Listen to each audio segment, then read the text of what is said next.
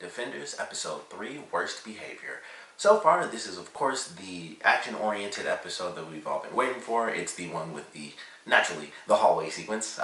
People getting beat up in the hallway. Mostly it focuses on like other stuff happening in rooms adjacent to said hallway, but there is that hallway shot at least. But it was a good episode. It was definitely the action-oriented episode compared to the last two, which have like one action sequence apiece. This one starts off with a bit of action with Elektra and us basically seeing the origins of her death and then her revival and exactly what's happening there, because they show us that she's not Elektra anymore. She really is Black Sky. Like they kind of like, even when she revives, and I swear they still haven't said her actual name, but I'm just gonna have to call her. I'm just gonna straight up call her Sigourney Weaver because that's who it is at this point. Because I really don't think they've said her name, which is kind of cool. But I just don't think to look for her before I do my reviews. I keep forgetting. And it's like, oh yeah, it's just Sigourney Weaver to me. She's just like that villain. But she's there when Elektra is revived, and she tells her like, we kind of needed you here, but you are Black Sky. They have that this shot which was actually a really cool shot because they're like in this giant warehouse, and it's just the two of them at this one little table. And I actually like that sort of contrast of like the really big location, and it's just the two of them, and Elektra's like eating some cereal or soup or something, and she can barely even speak. And she, Sigourney Weaver's like, language will come back to you, but everything else is kind of gone. Like we didn't really need it, so we didn't bring back Elektra. You're like, she's a shell of her former self, and it's actually very cool because it's like, okay, what exactly is going on here? How much does she know? How much is like mind control from being officially converted into the Black Sky? And there's really no form of mind control. It's just like she is a newborn super killing baby, and then it's like, we are, what you should aspire to trust and stuff like that. So it's pretty much just she was raised there, and that's all there is to it. And now she is one of the villains, and it's like, okay, that's very simple, but that answers a lot. So we see her training, we see her, fighting against people. We see her choose a weapon with the wakizashi, which is very cool. I always love wakizashi, like the single-handed blades. So I always thought that was really awesome. And then we really see her utilize it at the end of the episode. I didn't even think of this because I see it all the time, but it didn't occur to me. I was like, oh, she just switched to like, one blade this time. And then when she got through the middle of the fight, she like split it in half. And I was like, oh, didn't realize that. That's really cool. I didn't, because every other time we see it, she's just holding both. So it didn't really occur to me that they'd be like the half blades. I don't think they visually show that. Like if you actually see her with the blade, I think it really is just like one blade. Because you'd still see, like something, but also they're moving a blade. It's like from this to this, I'm not going to notice that visually. But it was really cool. So we get to see her training, and then when she's officially deemed ready, she fights the official hand ninjas, which naturally they cut the lights off because that's like super intense training and cheaper. And so they kill all the the ninjas off, and of course she's left there alive, and it's like, alright, her training is complete. She is officially the Black Sky weapon. And then we jump to present day, and we get to see what's going on with everybody. Of course, Luke and Danny end up meeting with each other thanks to Claire. So they have their conversation, and it was pretty cool. It was like, it started off cool, at least, between the two of them. And going through, it was just like, oh, it's falling apart here because they're on the same side, but they have, at least from the beginning of this fight, they have, different priorities. It's like Danny is like already on the world scale sort of deal, like, I've been dealing with the hand, and this junk is effing nuts. And Luke is still on, he really is on like the ground level sort of deal where it's like, I'm just trying to help this very particular person, like this one kid who is the only child left of this, this one woman. And I like that scene because it was like, I'm kind of, like you see where they're both coming from. And, it goes through, and Luke kind of calls out Danny for having all this money, and it was kind of funny. And it was like, you're the rich white kid beating up the black kid. And I was like, that's kind of funny. But I felt that didn't really count in this one particular instance. I was like, considering everything that was going on, like, it's a super organization, and Luke's like, I'm trying to look out for this kid who's just trying to help himself, and Danny's like, that's no excuse. I was like, I'm kind of more on Danny's side. Maybe it's just, it's a superhero thing. I'm like, the hand is bad, not hand is good, so it was like, I gotta go with Danny just because the hand is the villains, even though, this particular kid was like just spraying down already dead bodies. But still, it's like, I'm kind of more on Danny's side, because like, yeah, like, it's still illegal, and Luke trying to call him out for like, being the rich white kid beating up the black kid, I thought was funny because it's like, he's been doing this for months. He's fighting whoever is a part of the hand. Like, he didn't, it was just funny. I was like, I feel like that was like the one thing he called him out on. I was like, I feel like they just kind of threw that in there because it was like the black guy and the white guy. That's just me. At least I don't know. You guys can tell me what you guys thought about that sequence, but it was like that was like the one thing where I was like, I feel like they just threw that in there because it didn't seem to really make that much sense. It was like, I guess it kind of makes sense because, like I said, their priorities were different. So Luke was just so focused on like only trying to help that kid, and he failed. But it's like from the other side of it, it's like Danny's just fighting whoever. Like, you know, he's chasing down and beating up anyone and everyone he can. Not doing it too well, but you know that was pretty much it. It didn't matter, you know, who they were. It was just like it's the hand. The hand is bad. So you know, through that, Luke actually gives some pretty good advice to Danny, where it's like, you've just been running around fighting. You have all this money. Why don't you do something else with it instead of just running around with, you know, Iron Fist just punching people all the time? Do something useful, like do it in a better way. And so they have their argument. They go their separate ways. But Danny takes that advice and is like, maybe I'll use my money. Maybe I'll be, you know, instead of coming at them as the Immortal Iron Fist, which he and Colleen have been doing for months now, I come at them as Danny Rand, CEO of Rand Enterprises. And that's it. And, you know, it was, he had good intentions. It was really good. I mean, he went in there. It was a cool little sequence. He had his speech. His balls were just like thrown off the axis of the planet. They were so big. It's just like, this is what's happening. I know who you guys are. This is what I'm going to do. You took my family. You took everything. I'm going to do the same thing to you. And then they kind of shrunk his balls because Sigourney Weaver came in and he's doing his speech and everything. And she's just like, hey, buddy. And she like puts, you know, her hand on his shoulder and it's like, I'm in charge, yo, but you know, do your speech. You were saying you're going to take care of us and all that good stuff. And she just shrunk his balls right down. But it was a cool sequence because during that moment, he knew he was out. He was outgunned and just flat out outnumbered. And it was a really cool moment. And I'll get to the fight, you know, towards the end because it was like the whole other half of the episode. But really wanted to talk about that because I love that moment. And she just came in and was like, yep, I'm in charge. Say your speech though. That's very nice. It's very sweet. You're the Iron Fist. She does reveal officially that she's super old. I wondered if she was because I think there was something else she said earlier in the episode where I was like, how old is she? And she specifically says, basically what Madame Gao said in Iron Fist is like, I've dealt with Iron Fist before. And I was like, okay, she's like super old, but her crazy like mega cancer is even more powerful than Marvel's version of magic, I guess. I don't know, but I was like, okay, so she's dealt with Iron Fist. She's definitely, you know, centuries old or something like that, at least a century old. So that was pretty cool, and then it goes into like, you know, the whole big fight. But of course we have, you know, the other half of this episode, which are our other two heroes, and that's Jessica and Matt. And I love their interaction. Like the scene where they're following each other was probably my second favorite part of the whole episode. Like the fight was my favorite, but them following each other was just perfect to me because it's like, you know, she's doing her thing, going through the investigation. She leaves the house, and so she realizes somebody's following her.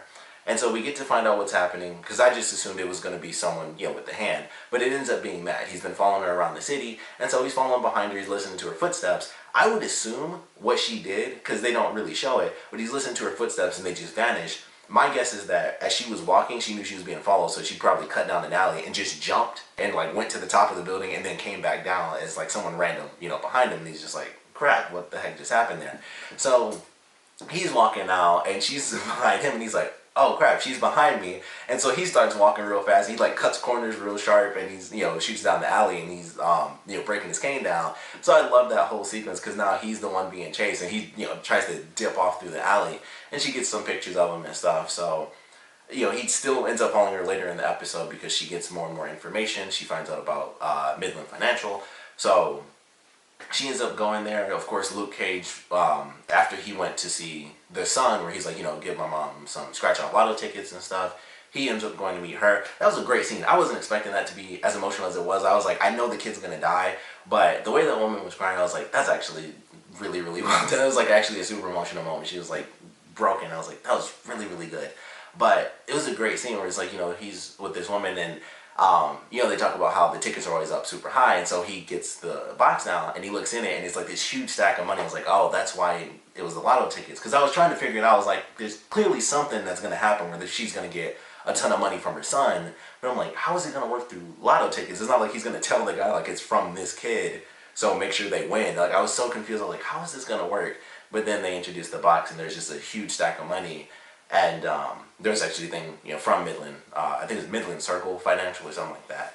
So I thought that was cool. It was a nice little moment. And then it got like super emotional when like her third child died. It was just really sad and depressing.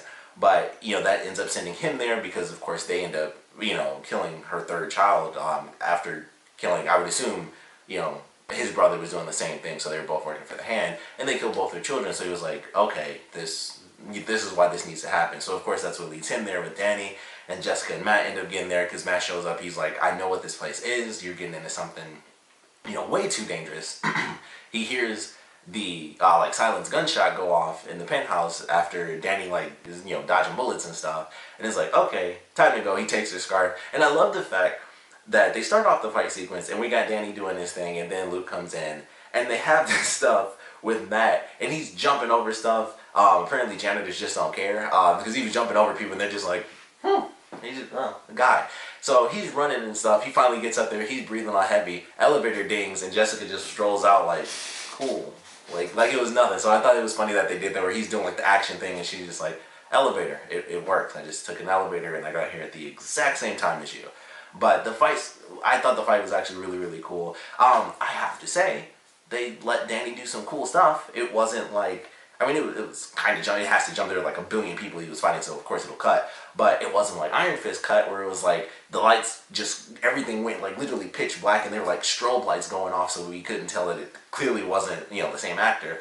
But it was cool. There was definitely a moment where you could see, like they kind of showed, it was like half a second, but they showed the guy's face, and I was like, obviously that's not him. But it was a good fight. I was like, wow, Danny has choreography. I like this. This is good. He's doing some kicks. He's doing some punches. It was just a really decent fight. Naturally, he's dealing with a bunch of people. He's in the middle of fighting. He just cannot, this is like, seriously, like, he just can't get it up. Like, that's his thing. It's just like, oh, it was so close, but he just can't get it up. So that's when Luke ends up coming in, and they start fighting with each other, or fighting together against the hand, and it was super cool. Like, the two of them end up teaming up. They're throwing people, and Luke's like pushes the dude like straight across the table and stuff. He's, being like a shield, and then Danny gets behind him, he's blocking all the bullets and stuff, and they're just destroying people. The one thing I didn't like about the fight, and it was just that they didn't show it, but it was when they get surrounded by people with guns on both sides. I was like, okay, what's going to happen here?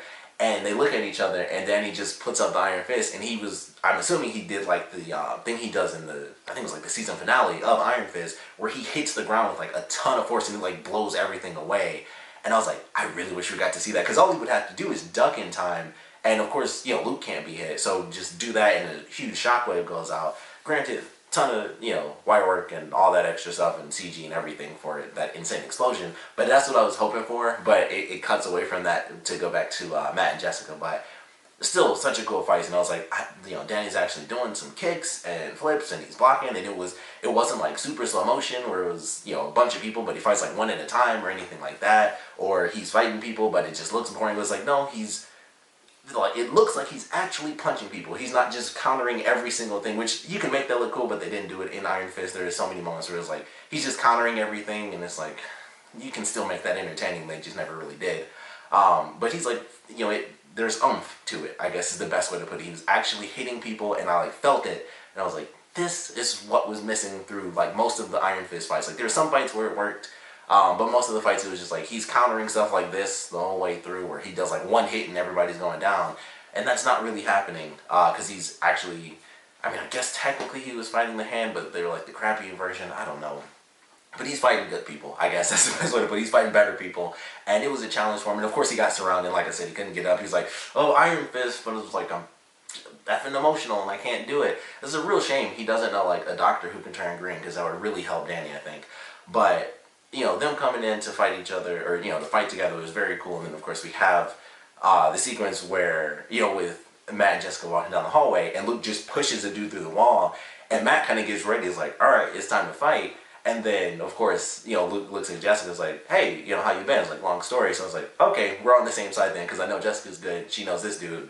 They must be the good guys. And so they kind of team up. And then that's when Elektra comes out. And I love the fact that Matt couldn't figure out who it was at first, because she's just so different. She's totally different. Like, her essence and everything is completely different.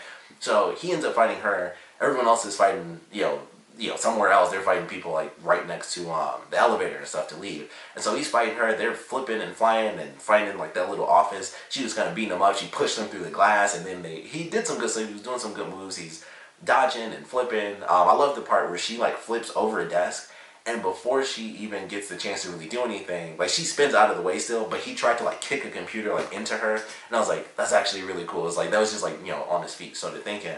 But they had some great shots in there, and then of course he gets hit again with like the power move and gets sent into all the binders.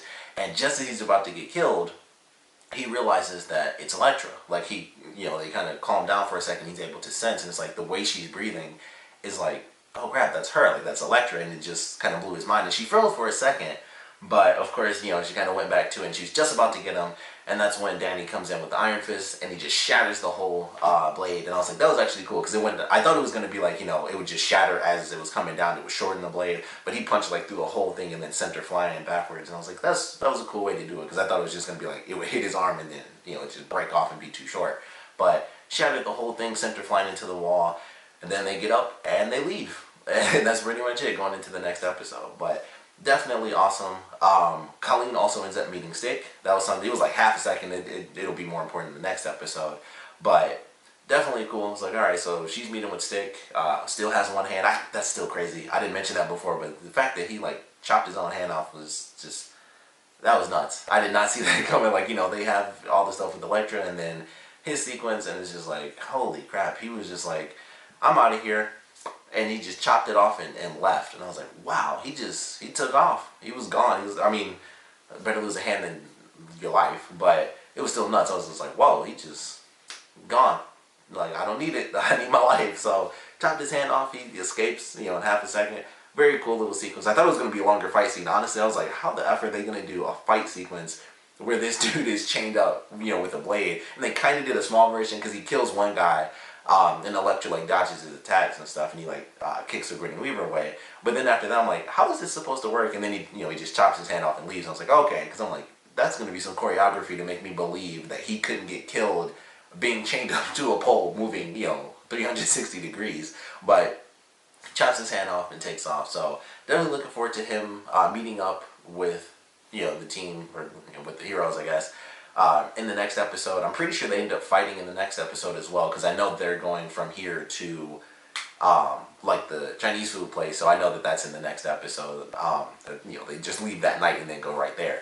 So I'm looking forward to that, because I do believe they fight there, and then after that I think is where they end up meeting with Stick, and I would assume they have to, because Colleen is the one that met him. It's not like someone random. It was Colleen, so she's of course going to be like, Danny, this dude's looking for you, and then it's like, oh, it's Stick, I know this dude. So that'll bring more characters together. But definitely an awesome episode. I love the action in it. The way everything officially kind of blended together, bringing the characters in as, the actual defenders, the, 4-person squad. It was really cool. I was like, all right, I like the way they kind of played this, because I thought for sure that they had already officially decided to be a team. I just assumed that they had already met and they went in with the idea to take on the hand. And it ended up being kind of like one step at a time. Like, Danny went, and then Luke found out from a different perspective. It's like, maybe I was wrong, and that's why he decides to go and kind of help Danny out. Jessica's just randomly doing her mission, and then Matt's following her because he knows that she's getting a little too close to the hand, and that's how they get involved because he hears the shot. And I was like, that felt really organic. It was just like everyone's doing their own thing still, because even with Luke and Danny meeting, they still go their separate ways because they were arguing. So it was like everyone's still doing an individual thing until finally it just becomes like one cohesive thing. Like, all right, bad guys, bad things happening. Let's beat the bad guys and be the good guys. So it was definitely cool. I like how organic it felt going into the fight and stuff like that. But certainly looking forward to the next episode. Of course, would love to know what you guys thought about this one. So please comment below. Let me know your favorite parts about it, least favorite parts about it. And of course, I want to know what you guys thought about the first official team up of these 4 characters. But more importantly, and I feel like this is super important, I have to know how you guys feel about Danny's fight in this. Like, his sequence by himself, just, it shouldn't be that big of a deal. It was not like the most epic fight scene ever. It was a cool fight scene for sure. It wasn't like insane, like crazy Jackie Chan levels of type of stuff. But it just felt so good. It felt just so much better. Like, just seeing it, I was just like, this just looks, it's bright. It was super bright. It was so bright, it was marble. Like, everything was white or gray, and that was it. You could see every single human being. You could see every single shot and angle. They didn't shut off the lights. Nobody like flipped into the sky and all the lights shattered.